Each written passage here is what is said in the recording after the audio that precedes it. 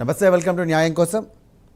న్యాయం కోసం కార్యక్రమంలో భాగంగా ఈరోజు సంబంధించి కూడా నిర్దోషి అయినటువంటి వ్యక్తి సంబంధించి పోలీసులు వేధిస్తే ఎలాంటి చర్యలు ఉంటాయి, అలాగే దీనికి సంబంధించి కూడా ఒకవేళ జైల్లో కనుక సంబంధించి లేకపోతే కస్టడీలో తీసుకున్న టైంలో పోలీసులు వేధిస్తే కనుక ఎలాంటి చర్యలు తీసుకునే అవకాశం ఉంది, కోర్టు దీని ద్వారా నిర్దోషికి కానివ్వండి లేకపోతే ఎవరైతే అక్యూజ్డ్ పర్సన్ ఉన్నారో వారికి ఎలాంటి వెసులుబాటు ఉంటుంది న్యాయం కోసం, వారు న్యాయానికి సంబంధించి కూడా వారి కోర్టు మెట్లు ఎక్కితే కనుక కోర్టు వారికి ఎలాంటి దారులు చూపుతాయి, ఏ సెక్షన్ల కింద వారికి దారి చూపే అవకాశం ఉంది అనే అంశాలకు సంబంధించి తదితర అంశాలు కూడా మాట్లాడేందుకు మన న్యాయం కోసం కార్యక్రమంలో భాగంగా ప్రముఖ న్యాయవాదులు అయినటువంటి కోటిపల్లి అయ్యప్ప గారు సిద్ధంగా ఉన్నారు. అలాగే కోటిపల్లి అయ్యప్ప గారికి సంబంధించినటువంటి క్వశ్చన్స్ వారికి ఏమైనా అడగాలనుకుంటే కనుక ఈ కార్యక్రమంలో మీరు పాల్గొనాలంటే కనుక కింద కనిపిస్తున్నటువంటి నెంబర్స్కి వెంటనే కాల్ చేయండి. ముందుగా కోటిపల్లి అయ్యప్ప గారికి వెల్కమ్ చెప్దాం. కోటిపల్లి అయ్యప్ప గారు నమస్కారం.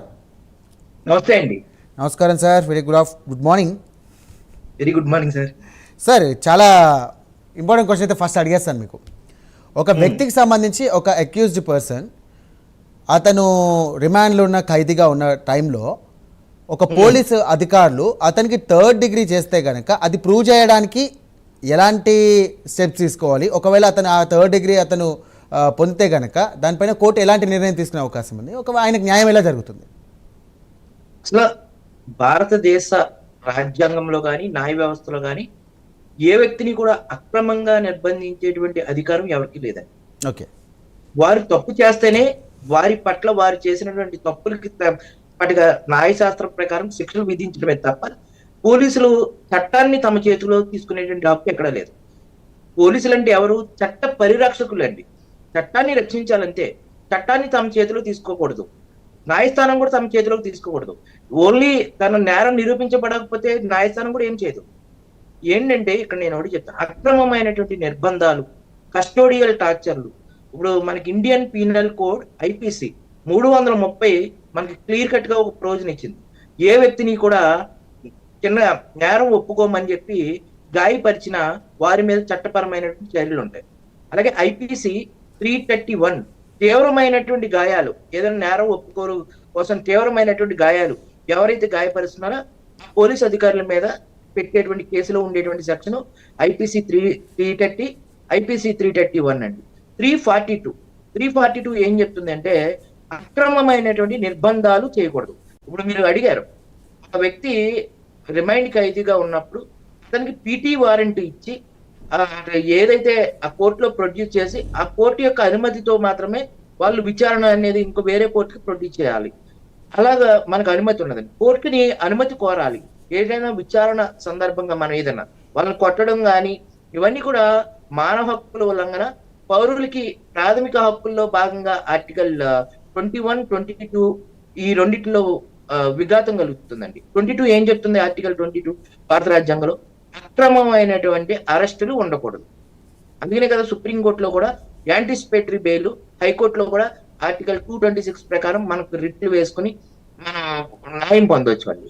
అలాగే ఆర్టికల్ ఏదైతే సెక్షన్ ఐపీసీ ఏదైతే ఉందో ఆ ప్రొవిజన్ ఫాలో అవ్వాలి. అలాగే 166 అనేది ఒక సెక్షన్ ఉందండి. ఎవరైనా అధికారులు కనుక తమ విధుల్ని సక్రమంగా నిర్వర్తించకపోతే వారి మీద కూడా చట్టపరమైనటువంటి చర్యలు తీసుకోవచ్చు. మీరు ఏదైనా అర్జీ ఇచ్చారు, వాళ్ళు సరిగా చేయట్లేదు, అది ఎంఆర్ఓలు అవ్వచ్చు, ఎవరైనా అవ్వచ్చు, ఎవరైనా సరే విధులకి ఆటంకం కలిగించుకుని వాళ్ళు సక్రమంగా ప్రజలకు అందుబాటులో లేకపోతే వారి మీద కూడా చర్యలు తీసుకోవచ్చు. Okay, right. కాలర్ రెడీగా ఉన్నారు అయ్యప్ప గారు. రవిశంకర్ గారు హైదరాబాద్ నుండి. రవిశంకర్ గారు నమస్కారం. సార్ నమస్తే అండి. చెప్పండి సార్, లాయర్ గారు అందుబాటులో ఉన్నారు, చెప్పండి. నమస్కారం సార్. అది ఒకటి చెక్ బౌన్స్ కేసు వేసాం సార్, ఒకటి కష్టం ఒక మా అతని మీద. ఓకే సార్, అది అతను ఒక సెటిల్మెంట్కి వచ్చాడు సార్. ఆ సెటిల్మెంట్కి వచ్చినా కానీ ఎన్నిసార్లు మన జడ్జి గారు ముంగట సెటిల్మెంట్ కనే వచ్చాడు సార్. ఇప్పటికీ 6 నెలలు అవుతుంది. ఓకే అండి, 6 నెలలు అవుతుంది. ఓన్లీ అతను వచ్చి ఇంకా టైం అడుగుతూనే ఉన్నాడు సార్ అతనికి. మా దీంట్లో నేను ఏం చేయాలండి? మీరు వాళ్ళు యాక్చువల్ గా ఎవరైనా సరే సెటిల్మెంట్ వస్తే ఇది క్రిమినల్ కేసుతో సమానం. చెక్ బౌన్స్ అనేది cheque bounce NI act criminal కేసుతో సమానం కాబట్టి వాళ్ళు కనుక మీకు డబ్బులు ఇచ్చినప్పుడు మాత్రమే మీరు ఒప్పుకోండి. లేదంటే మీరు ఫర్దర్ గా ప్రాసెస్ అనేది మీరు ముందుకు వెళ్ళాలి. మీరు ఎక్కడా కూడా కాంప్రమైజ్ కాకూడదు. వాళ్ళు డబ్బు ఇచ్చి మీ అకౌంట్ లో జమ చేసిన తర్వాత మా కోర్టులో మాకు జమ అయిందని చెప్పి మీరు వెళ్ళి కేసుని నేను ఉపసంహరించుకుంటున్నానని చెప్పి చెప్పాలి. అంతే తప్ప అంతవరకు కూడా మీరు కేసుని ముందుకు తీసుకెళ్లకుండా అలా వదిలేయటం వల్ల మీకు న్యాయం అనేది చాలా లేట్ అయిపోతుంది. అందువల్ల అతను డబ్బు ఇస్తేనే మీరు ఒప్పుదల చేసుకోవాలి. రైట్, థ్యాంక్ యూ రవిశంకర్ గారు, థ్యాంక్ యూ గారు కాలింగ్ అండి. అయ్యప్ప గారు, కస్టోడియల్ టార్చర్ అంటే ఏంటి? ఈ కస్టోడియల్ టార్చర్ ఏ విధంగా ఉంటుంది? దీనిపైన ఎలాంటి ప్రభావం చూపే అవకాశం ఉంది? అంటే కస్టోడియల్ టార్చర్ కి భారత న్యాయస్థానంలో ఎక్కడ కూడా చూడలేదండి. వీళ్ళు ఎలా ఏం చేస్తారంటే కరెంటు పెడతా ఉంటారు, అట్లాగే నీటిలో వేసేస్తూ ఉంటారు, కాళ్ళు చేతులు వెనక మడిచి పైకి వేలాడి తీస్తూ ఉంటారు. కొంతమంది అయితే కంట్లో పచ్చిమిరపకాయలు పెడతారు. ఆ కంట్లో పచ్చిమిరపకాయలు పెట్టి వాళ్ళని చిన్న చిన్న నేరాలకి, మా నిడదవోలు నియోజకవర్గంలో ఒక సిఐ తిలక్ అనే ఒక వ్యక్తి ఇదే పని అండి, చిన్న చిన్న నేరాలకి తీసుకెళ్లి ఒక ఎక్కడో అక్కడ పెరవలేసి వెళ్ళి ఇదే పని. దీని మీద నేను మానవ హక్కుల సంఘానికి కూడా రాశాను.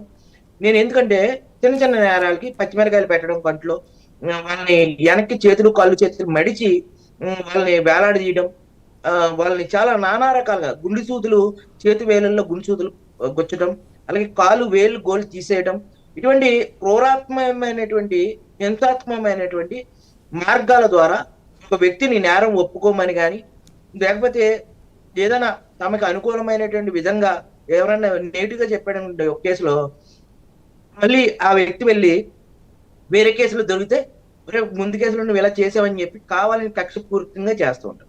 నేను ఒకటే చెప్తున్నాను, ఎవరైనా అరెస్ట్ అయినటువంటి ఏ ముద్దాయికైనా సరే అరెస్ట్ చేసినప్పుడు వాళ్ళ కుటుంబ సభ్యులకి అరెస్ట్ వివరాలని తెలియజేయాలి. న్యాయవాది యొక్క సహాయ సహకారాలు తీసుకునేటువంటి హక్కు వాళ్ళకు ఉన్నదండి. అలాగే సిఆర్పిసి ప్రొవిజన్స్ ఉన్నాయండి. అరెస్ట్ చేసినటువంటి వ్యక్తిని 24 గంటల లోపల మ్యాజిస్ట్రేట్ కోర్టులో ఖచ్చితంగా హాజరుపరచాలి. సిఆర్పిసి 57 అనేది మన ప్రొవిజన్ ఉంది. అలాగే పోలీసు యాక్ట్ కూడా ఉందండి, 1861 పోలీస్ చట్టం అనేది ఒకటి ఉంది. ఈ పోలీస్ చట్టం ఏం చెప్తుంది? లాఠీ ఎలా వాడాలి, గన్ ఎలా వాడాలి, ఎప్పుడు ఏది వాడాలి అని చెప్పి వాళ్ళకి ఇచ్చినటువంటి ఏదైతే ఉన్నాయో వాటిని ఎప్పుడెప్పుడు ఎలా వాడాలి అనేది కూడా, పోలీస్ డ్యూటీ ఎలా చేయాలి అనేది కూడా చెప్తూ ఉందండి. వాళ్ళు ఫిర్యాదుదారుల పట్ల ఎలా ప్రవర్తించాలి, వీళ్ళ పట్ల ఎలా ప్రవర్తించాలి, బేడీలు ఎప్పుడు వేయాలి, ఇవన్నీ కూడా ప్రయోజనం ఉందండి మనకి. రైట్, అలాగే రైట్, థ్యాంక్ యూ అండి. ఒక్క నిమిషం, కాలర్ రెడీగా ఉన్నారు. కోటేశ్వరరావు గారు ప్రకాశం నుండి.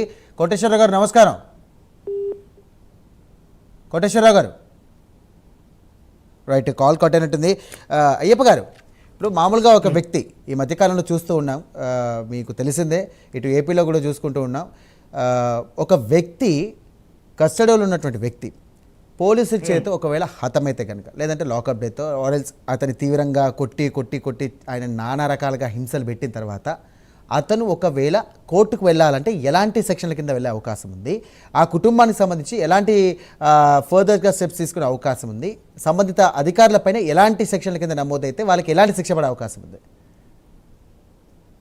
ఒక నేరంలో 7 సంవత్సరాల కంటే పైబడి ఉన్నటువంటి నేరాలు కలిగినటువంటి జైలు శిక్షలు కలిగినటువంటి శిక్షల్లో అరెస్ట్ చేస్తారు. వాటిని సెషన్ కేసులు అంటారు. అది అత్యాచారం కానీ, హత్య కేసులు కానీ, హత్యాయత్నం కానీ, ఇవన్నీ. ఇటువంటి కేసుల్లో అరెస్ట్ చేసిన తర్వాత వాళ్ళకి వైద్య పరీక్షలు నిర్వహించి మ్యాజిస్ట్రేట్ గారి ముందు హాజరుపరుస్తారు. ఈ ప్రోగ్రామ్ చూస్తున్న ప్రతి ఒక్కరికి చెప్తున్నా, పోలీసులు మిమ్మల్ని చాలా భయపెడుతూ ఉంటారు. మేము కొట్టలేదని చెప్పు, అతన్ని 10 రోజుల ముందు అరెస్ట్ చేసినా సరే ఈ నిన్నే అరెస్ట్ చేసామని చెప్పు, ఇట్లానే ఒక కోర్టు కానిస్టేబుల్ మనకు స్పూన్ ఫీడింగ్ ఇస్తూ ఉంటారు వీళ్ళకి, ఎవరైతే దొరికారో ముద్దాయిలు. మీరు పోలీసులు చెప్పమన్న విధంగా మీరు చెప్తే మీకు ఎప్పటికీ న్యాయం జరగదు. పోలీసులు చెప్పమన్నట్టు విధంగా కాకుండా మీకు ఏం జరిగింది, మిమ్మల్ని ఎప్పుడు అరెస్ట్ చేశారు అని జడ్జి గారి ముందు మిమ్మల్ని అడుగుతారు. జడ్జి గారు, మిమ్మల్ని పోలీసులు ఎప్పుడు అరెస్ట్ చేశారు, మిమ్మల్ని ఏమైనా కొట్టారా అని అడుగుతారు. మీరు ఒకవేళ దెబ్బలు ఉంటే జడ్జి గారికి బట్టలు కూడా చూపించవచ్చు. బట్టలు ఎక్కడెక్కడ మిమ్మల్ని గాయపరిచారు పోలీసులు అకారణంగా, ఆ గాయాలతో సహా వారు మమ్మల్ని ఇక్కడ గాయపరిచారని చెప్పి మీరు చూపించుకుని మీరు రక్షణ పొందొచ్చు. అప్పుడు ఎప్పుడైతే వైద్య పరీక్షల్లో వాళ్ళకి దెబ్బలు ఉన్నాయా లేదని చెప్పి మెడికల్ చేయిస్తారు. ఎందుకు చేయిస్తారు? పోలీసులు కొట్టారా లేదా, అతను ఆరోగ్యంగా ఉన్నాడా లేదా, ఇవన్నీ కూడా అరెస్ట్ కి ముందు జరిగినటువంటి పరిణామాలండి. ఇవన్నీ అరెస్ట్ చేసిన తర్వాత కోర్టులో ఇవన్నీ మెడికల్ రిపోర్ట్ తో సహా ప్రొడ్యూస్ చేస్తారు. ముద్దాయిని చేసిన తర్వాత రిమాండ్ విధించే ముందు వాళ్ళని జడ్జి గారు అడిగిన ప్రశ్నలకి ఉన్నది ఉన్నట్టు చెప్పాలి. పోలీసులకి ఎప్పటికీ భయపడకూడదు. అలా నిజం చెప్తే వాళ్ళు ఒకవేళ కొట్టారనుకోండి, జడ్జి గారు మళ్ళీ ఆసుపత్రికి పంపించి ఆ దెబ్బల మీద MLC రాయించి పోలీసుల మీద స్వచ్ఛందంగా వాళ్ళకి మెమోలు ఇవ్వటం, వాళ్ళ మీద ఏదైతే బాధితులు ఉన్నారో వాళ్ళ ద్వారా కేసులు పెట్టడం జరుగుతుంది. మనకి అదే చెప్పారండి. Right. IPC 331, 342 ఇవన్నీ కూడా అయ్యప్ప గారు చెప్తున్నాయి. అయ్యప్ప గారు కాలర్ రెడీగా ఉన్నారు. శర్మ గారు ఫ్రమ్ హైదరాబాద్ అండి. శర్మ గారు నమస్కారం. సార్ నమస్తే సార్. లాయర్ గారు అందుబాటులో ఉన్నారు, మాట్లాడండి. ఇప్పుడు ప్రెసిడెంట్ కేసులో నాకు వచ్చిన డౌట్, చెప్పండి. ఈ ఆమె సాయి కృష్ణ తల్లి నా కొడుకుని పోలీసులు తీసుకెళ్లారు, నాకు చూపించట్లేదు అని కంప్లైంట్ ఇచ్చింది. ఓకే. చంపి ఉంటాడేమో అనేది అనుమానం వెలువచ్చింది. అలాంటప్పుడు ఈ దానిలో డెడ్ బాడీ లేదు, ఇంజురీస్ కనబడలేదు, చనిపోయినాడా లేదా అనేది తేలలేదు. అలాంటప్పుడు పోలీసులు డైరెక్ట్ గా మర్డర్ కేసు బుక్ చేయొచ్చా? అది తప్పు కదా. రెండోది ఏంటంటే, ఇప్పుడు హైకోర్టులో హెబియస్ కార్పస్ పిటిషన్ పెండింగ్ ఉంది. అది 29వ తారీఖు లోపల అతన్ని ప్రొడ్యూస్ చేయమన్నారు. అంటే అది 29వ తారీఖు వరకు డైరీ లెక్కన అది లైవ్ లో ఉన్నట్టే. అలాంటప్పుడు కోర్టుకి ఇంటిమేషన్ ఇవ్వకుండా మర్డర్ జరిగింది అని చెప్పి వీళ్ళు ఇన్వెస్టిగేషన్ చేస్తుంటే కోర్టు పర్మిషన్ లేనట్టే కదా. కోర్టు పర్మిషన్ లేకుండా చేయొచ్చా? కోర్టుకి ఇంటిమేషన్ లేకుండా చేయొచ్చా? సార్ మీకు ఒకటే చెప్తున్నాను, ఓకే. ఇక్కడ మీరు అడిగిన ప్రశ్నలు చాలా ఉన్నాయి. ఇప్పుడు మనకి బసు వెట్స్ సుప్రీంకోర్టు కొన్ని బసు కేసులో ఒక మార్గదర్శకాలు ఇచ్చింది. అరెస్ట్ మెమో ఎలా ఉండాలి, అరెస్ట్ ఎప్పుడు చేయాలి, అరెస్ట్ ఏ టైంలో చేయాలి, ఎవరు చేయాలి. అక్రమ అరెస్టులు కూడా నిర్బంధించేటువంటి హక్కు పౌరులకు ఇచ్చినటువంటి ప్రాథమిక హక్కుల్లో ఒక భాగం. ఏదైతే తల్లి తను ఒక ఐ విట్నెస్ గా ఉంది, ఏది తన కొడుకుని కొట్టారు అని దాంట్లో, అందువల్ల తను న్యాయం కోసం కోరవచ్చు. ఇప్పుడు న్యాయస్థానాలు అప్పుడు తీసుకురమ్మన్నాయి. ఈ లాట్లోనే ఆమె ఇచ్చినటువంటి ఫిర్యాదు మీద కూడా విచారణ చేస్తున్నారు. అలా విచారణ చేయొద్దని చెప్పి ఏ కోర్టు చెప్పదు. ఒక ఫిర్యాదు మీద ఉన్నత స్థాయి అధికారులు పోలీసుల మీద కూడా విచారణ చేసేటువంటి అధికారం వాళ్ళకి ఉందండి. ఏదైనా పోలీసులు తప్పు చేసినా పోలీసుల మీద కూడా విచారణ చేసే అధికారం ఉంది. కాబట్టి వాళ్ళు సుమోటగా ఆ కేసులో విచారణ అనేది జరుగుతూ ఉంది. ఆమె ఇచ్చినటువంటి ఫిర్యాదు, నా కొడుకుని కొట్టి చంపేశారు అన్నారు. ఇప్పుడు మనకి ఏం చెప్తున్నారు, తక్షణమే 24 గంటల లోపల ఇచ్చినటువంటి ఫిర్యాదు ఆధారంగా 24 గంటల్లో వాళ్ళని ఫిర్యాదు నమోదు చేసి విచారణ అనేది చేపట్టాలని చెప్తుంది మన చట్టం. అదే కదా ఇప్పుడు పోలీసులు చేస్తున్నారు. ఆమె ఇచ్చినటువంటి ఏదైతే ఫిర్యాదు ఉందో, ఆమె ఇచ్చినటువంటి ఎలిగేషన్స్ ఏవైతే ఉన్నాయో ఆ ఎలిగేషన్ బేస్ ప్రకారం ఈ ఎంక్వైరీ అనేది జరుగుతూ ఉంది. దానికి కోర్టు వారికి అనేది అది సెపరేట్ అండి. కోర్టు అనేది ఎవరిని ఆదేశించింది? సిఐ నాగరాజు గారిని ఆదేశించింది. అతను తీసుకురావాల్సిన బాధ్యత వాళ్ళు తీసుకెళ్లారని చెప్పి హెబియస్ కార్పస్ రిట్ 24 గంటలు అరెస్ట్ చేసిన వ్యక్తిని 24 గంటల లోపల కోర్టు ముందు హాజరుపరచలేదు. కోర్టు ముందు ఎందుకు హాజరుపరచలేదని అడిగారు. వాళ్ళు మేము అరెస్ట్ చేయలేదని చెప్పారు. కాదు మీరే అరెస్ట్ చేశారని చెప్తున్నారు. ఒకవేళ అరెస్ట్ చేయకపోతే వాళ్ళని వెతికి పట్టుకుని కోర్టు ముందు హాజరుపరచమని చెప్పింది కోర్టు. అది ఆ కేసు వేరు, ఇక్కడ తల్లి పెట్టినటువంటి కేసు వేరండి. ఇక్కడ ఇంకోటి చెప్తున్నా, మనకి 18 నెలల పాటు సుప్రీంకోర్టు ఇచ్చినటువంటి గైడ్ లైన్స్ ప్రకారం 18 నెలల పాటు సీసీ ఫుటేజ్ల ఆధారంగా ప్రతి స్టేషన్ లో ఖచ్చితంగా ఉండాలి అని చెప్తుంది. మరి అవి కూడా పాటించాలి కదా. అవే దాని మీదే ఎంక్వైరీ నడుస్తుందండి. రైట్. మరో కాలర్ కూడా రెడీగా ఉన్నారు అయ్యప్ప గారు. అనూప్ రెడ్డి గారు ఫ్రమ్ వికారాబాద్. అనూప్ రెడ్డి గారు నమస్కారం. నమస్తే లాయర్ గారు అందుబాటులో ఉన్నారు, చెప్పండి. సార్, మీరు టీవీ వాల్యూమ్ మ్యూట్ లో పెట్టుకోండి, టీవీకి దూరంగా వచ్చి మాట్లాడండి, క్లారిటీగా వినబడుతుంది. అనూప్ రెడ్డి గారు టీవీకి దూరంగా ఉండి, లాయర్ గారు అందుబాటులో ఉన్నారు, మీ సమస్య అంటే చెప్పండి. ఓకే చెప్పండి సార్. మాది ల్యాండ్ పట్టభూమే సార్. నాది చెరువు కట్ట ఉంది. మా చిన్న ఆయన కొడుకు కబ్జా చేస్తున్నాడు సార్. తప్పు నెంబర్ వేసి రిజిస్ట్రేషన్ చేస్తుండే, ఇల్లు కడుతున్నారు. అది ఎట్లా చేయాలి? ఇప్పుడు ఆయన తప్పుడు సర్వే నెంబర్ ప్రకారం పొలాన్ని రిజిస్ట్రేషన్ చేస్తే అతనికి ఆన్లైన్ అయి ఉండాలండి. అతనికి 1B ఉండాలి. అడంగుల్లో కానీ భూమి యొక్క రెవెన్యూ రికార్డులో కానీ అతని పేరు ఉంటే గానీ అతను చేయడానికి లేదు. ఒకవేళ అతనికి ఉన్నటువంటి భూమి సర్వే నెంబర్ ని ఈ దస్తావేజుకి వేసి మీ భూమి చేస్తూ ఉంటే మీరు సర్వేకి పెట్టండి. సర్వే రిపోర్ట్ ప్రకారం సరిహద్దారులు ఎవరైతే ఉన్నారో అతను డాక్యుమెంట్ ఎగ్జిక్యూట్ చేసిన దాంట్లో కూడా సరిహద్దులు ఉన్నారా, అలాంటి తప్పుడు రిజిస్ట్రేషన్లు చేస్తే 1908 రిజిస్ట్రేషన్ యాక్ట్ ప్రకారం సెక్షన్ 81, 82 ఇవే 83 ఈ ప్రొవిజన్స్ అన్ని కూడా తప్పుడు రిజిస్ట్రేషన్ చేసిన వారికి కూడా 7 సంవత్సరాలు జైలు ఉంటుంది. అలాగే 468 ట్యాంపరింగ్ ఆఫ్ డాక్యుమెంట్స్, ఎవరైనా సరే తప్పుడు డాక్యుమెంట్ సృష్టించడం 420 కింద మీ కేసులు నమోదు చేయొచ్చు. ముందు మీరు అలా చేస్తే ముందు రెవెన్యూ అధికారులకి, పోలీస్ అధికారులకి మీరు ఫిర్యాదు చేయండి. అక్కడ మీకు న్యాయం జరగకపోతే మ్యాజిస్ట్రేట్ కోర్టులో మీ ఆధారాల ప్రకారం మీరు కోర్టుకు వెళ్ళినట్లయితే మీకు ఖచ్చితంగా న్యాయం జరుగుతుంది. రైట్, థ్యాంక్ యూ అండి అనూప్ రెడ్డి గారు. అండ్ మరో కాలర్ కూడా రెడీగా ఉన్నారు అయ్యప్ప గారు. శకుంతల గారు ఫ్రమ్ కడప. శకుంతల గారు నమస్కారం. బన్నతం కట్టమంటే కట్టలేదు సార్. మెయింటెనింగ్ 2 లక్షలు అయితే కట్టలేదు. అది సర్జన్కి వెళ్ళాడు ఆయన. ఉమ్. ఈ నెల ఓకే. 9వ తారీఖు బయటకు వచ్చాడు. ఇంకా 2 లక్షలు ఉంది, మళ్ళా వేయాలా మెయింటెనింగ్ కు అని అనిండు లాయర్ సార్. ఆయన కట్టేయడం కదా సార్, దాని గురించి ఏమన్నా అవకాశం ఉంది? ఏమన్నా BVMC 498 కేసు ఏమన్నా పెట్టారండి మీరు? BVMC మెయింటెనెన్స్ 498 ఇవన్నీ కూడా ఒక సీక్వెన్స్ ఆఫ్ ఉంటాయి. మీరు 498 లో కూడా మీరు నేరం నిరూపించుకోవచ్చు. అలాగే ఇప్పుడు ఏదైతే మెయింటెనెన్స్ చేయమని అడుగుతున్నారు, భరణం కోరి ఉన్నారు ఆ నెలవారీ జీవన భృతి కోసం, కోర్టు ఒక అరెస్ట్ వాళ్ళు కట్టలేదు కాబట్టి, కోర్టు ఉత్తర్వులు వాళ్ళు పాటించలేదు కాబట్టి వాళ్ళు జైలుకి తీసుకెళ్లారు. మళ్ళీ కొత్తగా ఫ్రెష్ గా వేసుకోవాలండి. మళ్ళీ మీకు కావాలండి లాయర్ గారిని పెట్టుకుని మళ్ళీ నాకు ఇవ్వట్లేదు కాబట్టి అని మళ్ళీ అతన్ని అరెస్ట్ చేస్తారు. రైట్, థ్యాంక్ యూ శకుంతల గారు, థ్యాంక్ యూ ఫర్ కాలింగ్. మరో కాలర్ కూడా రెడీగా ఉన్నారు అయ్యప్ప గారు. రఘు ఫ్రమ్ సఫిల్ కూడా. రఘు గారు నమస్కారం. నమస్తే సార్. చెప్పండి, లాయర్ గారు అందుబాటులో ఉన్నారు, మీ సమస్య చెప్పండి. సార్ నమస్తే సార్. నమస్కారం అండి. సార్ ఇది మా అబ్బాయి ఒకటి డైవర్ట్ చేస్తుంది సార్. మా ఇప్పుడు 2018 అప్లై చేసినాము, ఇంతవరకు అయితే లేదు. ఇప్పుడేమో మళ్ళీ కౌన్సిలింగ్ అంటున్నారు సార్. కౌన్సిలింగ్ అమ్మాయి రావట్లేదు. ఓకే, మీరు నోటీస్ ఇవ్వండి. మీరు డ్రైవర్స్ కి మీరు ఏ రకంగా వేసారని చెప్పి మీరు లాయర్ గారి ద్వారా మీరు కాపురానికి రమ్మని చెప్పి మీరు నోటీస్ ఇచ్చారా? కాపురానికి రమ్మని నోటీస్ ఇచ్చిన తర్వాత ఆవిడకి రాకపోతే వైవాహిక జీవితం ఇద్దరి మధ్య జరగట్లేదని చెప్పి మీరు దాని మీద మీరు విడాకులకు వేసుకుంటే ఖచ్చితంగా వస్తాయండి. ఎందుకంటే మనకు కోర్టు ఏం చెప్తుంది, వైవాహిక జీవితంలో 6 నెలల పాటు కలిసి లేనప్పుడు, వారి మధ్య దాంపత్య జీవితం లేనప్పుడు వారికి విడాకులు మంజూరు చేయవచ్చు అని చెప్పి అనేక జడ్జిమెంట్స్ మనకు ఉన్నాయి. మీరు లాయర్ గారికి దగ్గరికి వెళ్ళి అసలు మీ కేసు ఏ స్టేజ్ లో ఉంది, అసలు మీరు ఏ బౌండరీస్ లో విడాకులు కోరి ఉన్నారు, కాపురానికి రావట్లేదనా లేకపోతే అదర్ కారణాలతోటి వేసి ఉన్నారా, ఆ కారణాలు ఏంటని చెప్పి ఒకసారి కనుక్కొని అక్కడ అవ్వకపోతే ఇంకో వేరే లాయర్ గారికి ఇచ్చుకుని దాన్ని ముందుకు తీసుకెళ్ళండి. రైట్, థ్యాంక్ యూ రఘు గారు. ఇంకో మరో కాలర్ కూడా రెడీ ఉన్నారు, శ్రీనివాస్ గారు వైజాగ్ నుండి. శ్రీనివాస్ గారు నమస్కారం. శ్రీనివాస్ గారు సార్ నమస్కారం అండి. లాయర్ గారు అందుబాటులో ఉన్నారు. ముందుగా మీరు టీవీ వాల్యూమ్ మ్యూట్లో పెట్టి టీవీకి కొంచెం దూరంగా ఉండి మాట్లాడండి, క్లారిటీగా వినబడుతుంది. లాయర్ గారు అందుబాటులో ఉన్నారు, చెప్పండి. సార్ నేను ఒక చెక్ బౌన్స్ కేసు వేసాను సార్.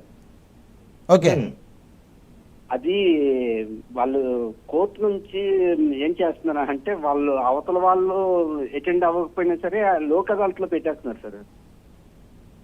అది ఎలాగండి? అది అలా ఉండదు. ఎవరు పెడుతున్నారు? మరి మీరు పెట్టుకున్న లాయర్ గారు ఏం చేస్తున్నారండి?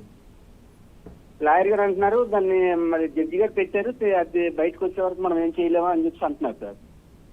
ఇప్పుడు వాళ్ళు సెటిల్మెంట్ కోరుకున్నారేమో, సెటిల్మెంట్ అడిగి ఉంటారు, ఏమంటే మేము కట్టేస్తాం మాకు ఒక వాయిదా టైం ఇవ్వమని అడుగుంటారు.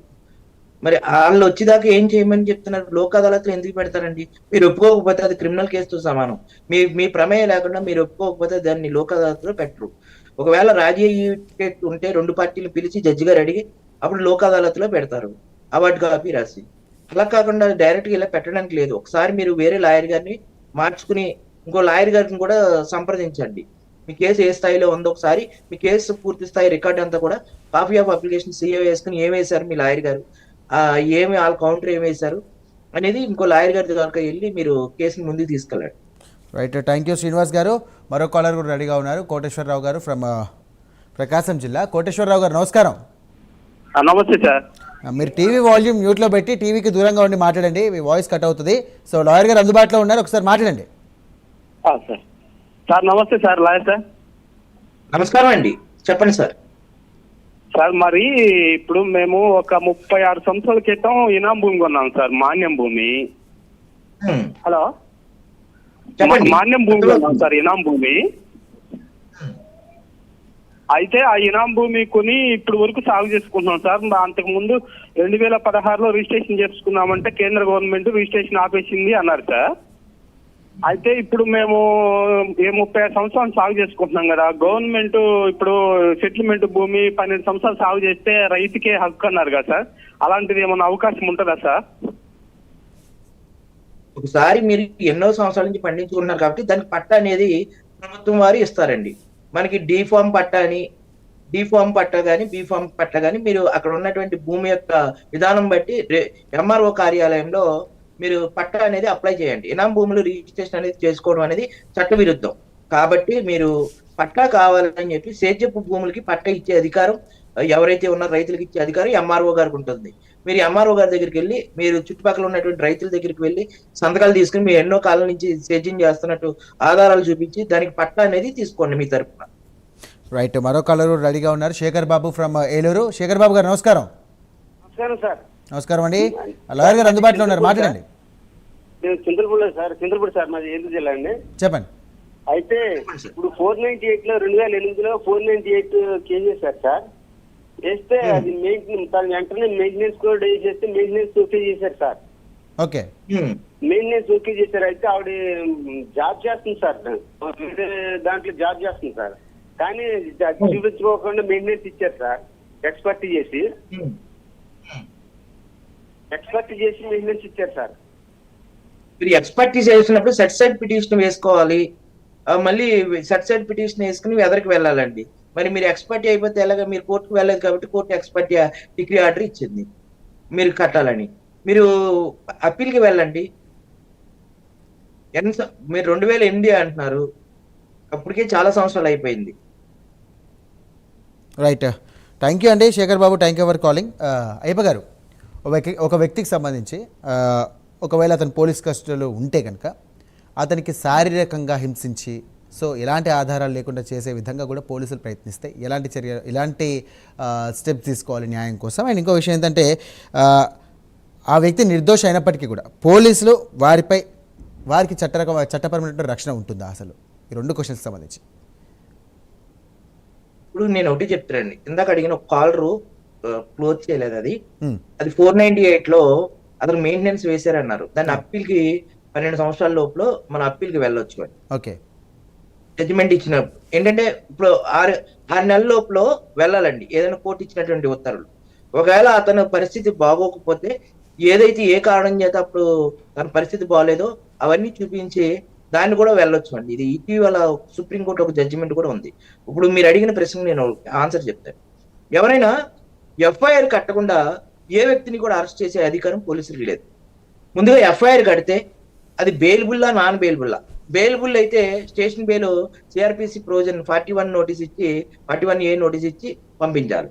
లేదు నాన్ బెయిలబుల్ అయితే అఫెన్స్ 7 సంవత్సరాల నుంచి 14 సంవత్సరాలు ఉంటే ఖచ్చితంగా అతనికి వైద్య పరీక్షలు చేసి అరెస్ట్ కారణం చూపించి అరెస్ట్ అయినటువంటి వ్యక్తికి రిమైండ్కి పంపించే క్రమంలో వైద్య పరీక్షలు చేయించి మ్యాజిస్ట్రేట్ గారి ముందు 24 గంటల లోపల ప్రవేశపెట్టాలి. ఈ రెండు చేయకుండా పోలీసులు ఉద్దేశపూర్వకంగా ఏ వ్యక్తి అయినా సరే ఎక్కడైనా వేరే చోట అక్రమమైనటువంటి ప్రాంతాల్లో నిర్బంధించినట్లయితే పోలీసులు కూడా చట్ట ప్రకారం నేరస్తులు అవుతారు. Okay, right, thank you Ayyappa గారు. చెప్పండి. అటువంటి వాటికి ఎవరైనా పాల్పడితే ఖచ్చితంగా మీరు పోలీసుల మీద ఉన్నత స్థాయి అధికారులకి, మానవ హక్కులకి, అలాగే ప్రైవేట్ కంప్లైంట్ ఆధారాలతో ముందుకెళ్తే ఖచ్చితంగా న్యాయం జరుగుతుంది. రైట్, థ్యాంక్ యూ అయ్యప్ప గారు, thank you for joining for today's న్యాయం కోసం అండి. థ్యాంక్ యూ సో మచ్ అండి, మీ విలువైన సమయాన్ని మాకు కేటాయించినందుకు. రైట్, మొత్తం మీద అయితే ఇటు న్యాయం సంబంధించి కూడా మాట్లాడితే కనుక ఒక వ్యక్తి పోలీస్ కస్టడీలో ఉన్నప్పుడు పోలీసులు వారిపై దాడి చేయడం కానీ, శారీరకంగా ఇబ్బంది పెట్టడం కానీ, 3rd డిగ్రీ అట్లాంటి ఒక ప్రయోగించడం కానీ, అది శారీరకంగా మానసికంగా కూడా వారికి వేదన కలిగించినట్టే. దానిపైన అక్యూజ్డ్ కానీ లేకపోతే బాధితులు ఎవరున్నా కూడా వారు సత్వరమే కూడా న్యాయ వ్యవస్థను సంప్రదించి తగిన చర్యలు తీసుకునే అవకాశం ఉంది. కానీ వితౌట్ ఎనీ ప్రూఫ్స్ కానీ లేకుండా కేసు ఎఫ్ఐఆర్ ఫైల్ కాకుండా ఉండకుండా డైరెక్ట్గా పోలీస్ స్టేషన్కి వెళ్తే కనుక వారిపైన కూడా అంటే పోలీసులు వచ్చి ఒక వ్యక్తిని తీసుకెళ్తే కనుక అలాంటి విషయాల్లో కూడా వీరు కోర్టుకు వెళ్ళి న్యాయం వారు పొందవచ్చు. రైట్, మొత్తం మీద అయితే న్యాయం సంబంధించినటువంటి పోలీసుల వ్యవస్థకు సంబంధించి కూడా కొన్ని డౌట్స్ అయితే క్లియర్ అయినట్టుగా అనిపిస్తుంది. ఇది వాటి న్యాయం కోసం మరో అంశంతో మరి కలుద్దాం. అంతవరకు చూస్తుండండి మీ ప్రైమ్ 9.